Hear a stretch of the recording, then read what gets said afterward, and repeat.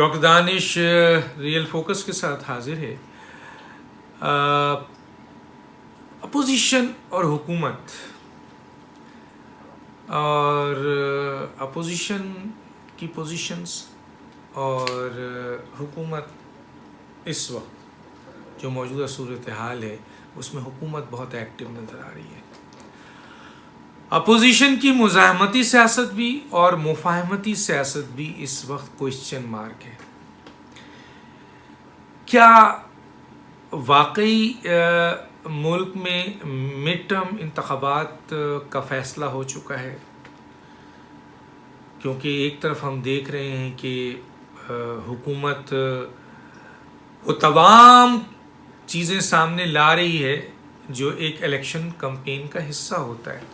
हुकूमत जल्द से जल्द ओवरसीज़ की वोटिंग का फ़ैसला करना चाहती है क्योंकि उसके मालूमात के लिहाज से 80 लाख 70 लाख वोट जो हैं वो पीटीआई की तादाद बाहर ज़्यादा है, वो ये समझते हैं और वो चाहते हैं कि उनको वोट का हक़ दिया जाए। दूसरा जो हुकूमत कर रही है वो आपने देखा कि वो इलेक्ट्रॉनिक वोटिंग मशीन के ज़रिए वोटिंग करना चाह रही है और पूरा कंट्रोल नादरा के पास होगा और नादरा हुकूमत का हिस्सा है और अभी अहम ट्रांसफ़र पोस्टिंग भी वहाँ पे की गई है।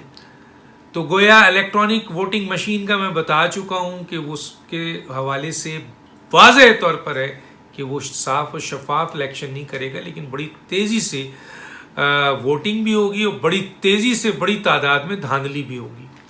तो उस पर हुकूमत बहुत तेज़ी से काम कर रही है। तीसरा, उन्होंने गैर आइनी गैर कानूनी जो है वो इस्लाहाती बिल कौमी असम्बली से उजलत में पास कर लिया है और कोशिश कर रही है कि किसी तरीके से इसी तरह ये जो इस्लाहाती बिल है इलेक्शन का, इसी को आइंदा इलेक्शन का हिस्सा बनाया जाए और इस सिलसिले में वो बाज़ाफ्ता पूरी ताकत के साथ मूव कर रहे हैं। और आप देख रहे हैं कि उन्होंने इलेक्शन कमीशन को भी रिग्रेट किया। इलेक्शन कमीशन ने इसको गैर आइनी कहा है लेकिन उसको भी रिग्रेट कर दिया इलेक्शन कमीशन को, और अपोजिशन को तो उन्होंने उठा के फेंक दिया था, लेकिन जब बहुत ज़्यादा प्रेशर आया तो वो कहते हैं आ जाओ बैठ के बात करें। लेकिन वो दूसरी तरफ ये भी कहते हैं कि इस इस्लाहाती बिल में कोई तब्दीली नहीं होगी। तो ये किस चीज़ की तैयारी है? ये तैयारी है हुकूमत की, क्योंकि हुकूमत के पास मैं पहले ही कह चुका हूँ कोई ग्राउंड नहीं है कि वो आवाम में जाएं और जाकर जो है वो फेस करें जिस तरह की इस वक्त आवाम के हालात हैं, जिस तरह इन्फ्लेशन है, बेरोज़गारी है, मारा मारी है, ख़ुदकुशी है, क्राइम है, आवाम के अंदर गुस्सा है। यकीनन हुकूमत इन चीज़ों पे तो नहीं जा सकती। और दूसरी तरफ देखें कि वज़ीर आज़म कभी प्रेस कॉन्फ्रेंस करते हैं, कभी वो आपके किसी सेमिनार में गुफ्तगू करते हैं और अब तो पार्लियामेंट में खड़े होकर वो नारा, वो स्टेटमेंट दिया है जो अवाम में मकबूल होता है। Anti establishment, anti Bharat, anti America और मुहिब वतन अपने आप को साबित करना, जाहिर है इससे हर पाकिस्तानी उस तरफ मायल होता है। तो ये स्टेटमेंट भी सामने आ रहा है। तो अमेरिका हुकूमत तो पूरी तरह तैयार है कि उसको ये अंदाज़ा है, उसे ये पता है और वो समझती है कि ये फैसला हो चुका है कि मिड टर्म इलेक्शन की तरफ जाया जाएगा। दूसरी तरफ हम देखते हैं, क्या देखते हैं? मियां नवाज शरीफ साहब को हम देखते हैं खामोश हैं, मरीम नवाज साहिबा हम देखते हैं खामोश हैं, पीडीएम के सरबराह हम देखते हैं खामोश है, जो मेन अपोजिशन है इस वक्त। दूसरी तरफ हम ये भी देखते हैं कि जी शहबाज शरीफ और बिलावल, शहबाज शरीफ जो पार्लिमानी अपोजिशन के रहनुमा हैं, वो पीपल्स पार्टी को लेकर और तमाम सियासी जमातों को लेकर, एएनपी को लेकर आगे बढ़ रहे थे और पार्लियामान के ज़रिए जो दबाव डालना था वो भी बजट इजलास में हमने देखा इख्तलाफ का नज़र हो गया। बिलावल भुट्टो और ने उनके इस इक़दाम को, जो वो ऐन बजट के दिन 14 PMLN के लोग गायब रहे इंक्लूडिंग शहबाज शरीफ, इसका बिलावल भुट्टो ने बहुत बुरा मनाया और जो PMLN और पीपल्स पार्टी में बदएतमादी पीडीएम में थी, जो ये महसूस हो रहा था कि शहबाज शरीफ के आने के बाद ये एतमाद बहाल हो गया है। बजट इजलास के दौरान वोटिंग में शहबाज शरीफ की नहीं आमद और उनके 14 PMLN के अरकान की शमूलियत नहीं होने की बुनियाद पे मज़ीद पीपल्स पार्टी और PMLN में, और कहना चाहिए पीपल्स पार्टी और शहबाज शरीफ में जो है वो तनाव देखने में आया और बदएतमादी मज़ीद बढ़ी है। अब सवाल ये पैदा होता है कि क्या अपोजिशन इसलिए मियां नवाज शरीफ साहब खामोश हैं, या मरीम नवाज साहिबा भी खामोश हैं, या मौलाना फजल रहमान भी खामोश हैं कि उन्हें इस्टेब्लिशमेंट की तरफ से ये यकीन दिला दिया गया है कि मिड टर्म इलेक्शन होगा। तो क्या ये भी यकीन दिलाया गया है कि मिड टर्म इलेक्शंस में जो वोटिंग होगी वो वोटिंग में उस पर धांधली नहीं होगी, या वो इस पे यकीन दिला दिया गया है कि वो वोटिंग जो होगी उसमें इस्टेब्लिशमेंट का कोई रोल नहीं होगा, आवाम जिसको वोट डालेगी, जिसके हक में वोट डालेगी और वोट का तकद्दुस होगा, वोट को इज्जत मिलेगी, ये यकीन दिला दिया गया। अगर ये यकीन इस्टेब्लिशमेंट की तरफ से दिला दिया गया मियां नवाज शरीफ साहब को, मरीम नवाज साहिबा को और PDM के सरबराह को, जिसकी बुनियाद पर उनका वो मुज़ाहमती एक्शन बहुत तेज़ी से जो प्रेशर, आवामी मोबिलाइजेशन जो रुक गई है, वो तो उसका कोई नतीजा निकलेगा।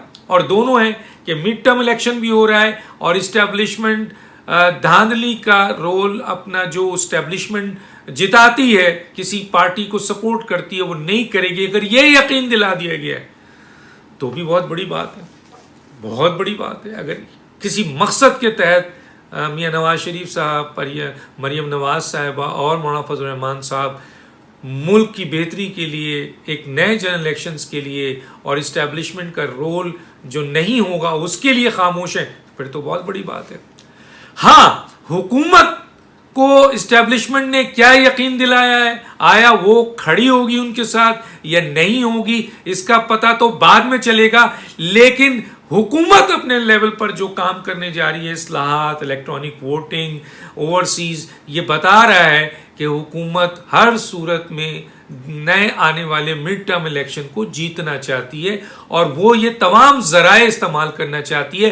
हो सकता है कि मिस्टर इमरान खान साहब को ये अंदाज़ा हुआ हो कि आइंदा आने वाला general election, mid term election में इस्टेब्लिशमेंट वो किरदार अदा ना कर सके जो 2018 में पाकिस्तान के जनरल इलेक्शन में किया, ये गिलगित बल्तिस्तान में किया, जो किया है, शायद वो ना कर सके।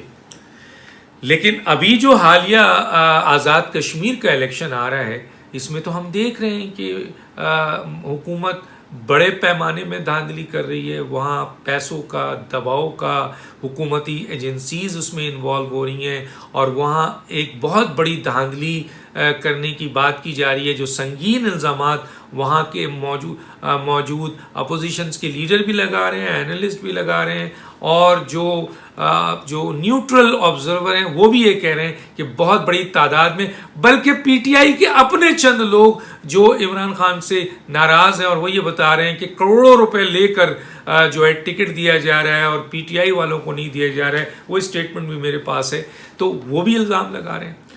और ये भी देखने में आ रहा है कि इस्टेब्लिशमेंट आज़ाद कश्मीर में हुकूमत के साथ खड़ी है। तो आज़ाद कश्मीर में इस्टेब्लिशमेंट हुकूमत के साथ खड़ी है, 2018 में हुकूमत के साथ खड़ी थी, गिलगित बल्तिस्तान में हुकूमत के साथ खड़ी थी। तो क्या पाकिस्तान के मिड टर्म इलेक्शन में भी हुकूमत के साथ खड़ी होगी या नहीं होगी, ये क्वेश्चन मार्क है।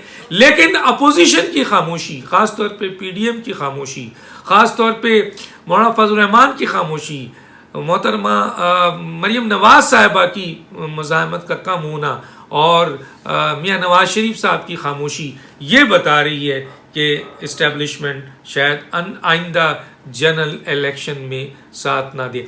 अच्छा, मैं यहाँ पे एक बात ज़रूर कहता हूँ, मेन इस्टेब्लिशमेंट, लेकिन मेन इस्टेब्लिशमेंट के साथ जो कुछ और अहम तरीन इदारा होता है, जो एक्चुअल जो है वो रिगिंग में अपना बहुत बड़ा रोल अदा करता है, वो किसके साथ खड़ा है?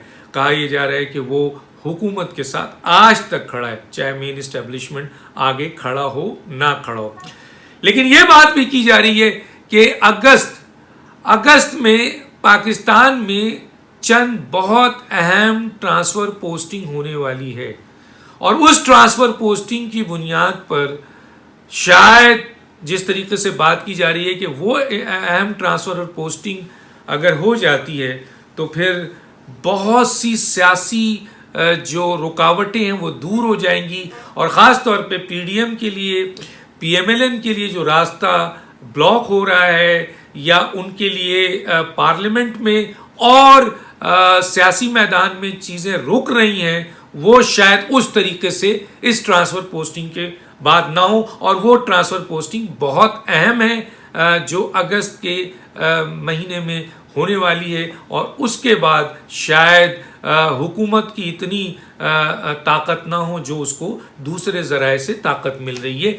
ये बहुत अहम तरीन लोग कह रहे हैं। तो क्या मिड टर्म इलेक्शन अगस्त के बाद ही होगा?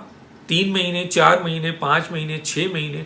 तो इस ट्रांसफर और पोस्टिंग के बाद मेन इस्टेब्लिशमेंट ही अपना रोल अदा कर सकती है। जो दूसरी इस्टेब्लिशमेंट का हिस्सा है, जो बहुत अहम इदारा है, वो अगर ट्रांसफर पोस्टिंग उसमें हो जाती है, और कहा जाता है कि उस ट्रांसफर और पोस्टिंग की बुनियाद पर काफ़ी सियासी मामला तब्दील हो जाएंगे और अपोजिशन को प्लेइंग फील्ड मिलेगी जो अब तक नहीं मिल रही है। और आज़ाद कश्मीर जो कि अभी जुलाई के आखिरी में उसका इलेक्शन हो रहा है, तो जाहिर है वो ट्रांसफ़र पोस्टिंग नहीं हो रही है। इसके अलावा हुकूमती एजेंसीज हैं, पैसा है, वो सब इस्तेमाल हो रहा है इस वक्त आज़ाद कश्मीर के इलेक्शन को कैप्चर करने के लिए। और ये भी कहा जा रहा है कि 2/3 मेजॉरिटी, 15% वोट वाली पार्टी को 2/3 मेजॉरिटी दिलाने की कोशिश की जा रही है। ज़रा सोचें क्या ज़बरदस्त धांधली होगी आज़ाद कश्मीर में। मैं इस पे अभी जाना नहीं चाहता, इसमें प्रोग्राम भी कर चुका हूं और दोबारा भी करूंगा। मैं ये कहना चाहता हूं कि इस सूरत हाल में जहां पे अब 4 जुलाई को ऐलान कर दिया पीडीएम ने एक सवात में जलसे का। अब ये सवात का जलसा बताएगा कि मरियम नवाज साहिबा का बयानिया क्या है, मौलाना फजल रहमान का बयानिया क्या है, नवाज शरीफ साहब का बयानिया क्या है। क्या वो उसी बयानियों को ले रहे हैं, उसी जोर के साथ दोबारा आ रहे हैं, या वहाँ ठहराव आ रहा है? ये क्लियर कर देगा कि आया इस्टेब्लिशमेंट का, मेन इस्टेब्लिशमेंट का पीडीएम के साथ राब्ता हो चुका है या अभी राब्ता नहीं हुआ है, और वही हालात है जो शुरू में था। तो ये 4 जुलाई का जो जलसा है ये आपको बता देगा। और मरियम साहिबा की अभी रिसेंटली आज़ाद कश्मीर में भी बहुत अहम जगह पे, ये एक बहुत अहम बात है नाज़रीन कि मियां नवाज शरीफ साहब ने आज़ाद कश्मीर का इलेक्शन, शहबाज शरीफ साहब मौजूद हैं, लेकिन मरियम नवाज साहिबा को दिया है कि आप इस इलेक्शन को सुपरवाइज करें, जाएं वहाँ, तकारीर करें और जलसे मुनक़िद करें और वहाँ के लोगों से मिलें। गोया बहुत मुज़ाहमती सियासत आपके आज़ाद कश्मीर में देखने को मिलेगी, और मरियम नवाज साहिबा अगर आज़ाद कश्मीर में उतरती हैं तो गोया बहुत बड़ी तादाद में पीएमएलएन मोबिलाइज होगी। ये बात भी है। अब ये देखना है कि 4 जुलाई का जलसा किस डायरेक्शन को बताता है, और ये जो आपका आज़ाद कश्मीर का इलेक्शन और मरियम नवाज साहिबा का वहाँ आपके जलसों से खिताब बताएगा कि पीडीएम की क्या डायरेक्शंस है, और क्या पीडीएम अपना वो बयानिया लेके चल रहा है, कॉम्प्रोमाइज हो गया है, मिड टर्म इलेक्शन की तरफ जा रहे हैं, एस्टेब्लिशमेंट में उसमें शामिल नहीं होगी, और ट्रांसफर पोस्टिंग के बाद उनको हर तरह से प्लेइंग फील्ड मिलेगा। ये सारी बातें सामने आएंगी। डॉक्टर दानिश को इजाज़त दीजिए। अल्लाह हाफिज़।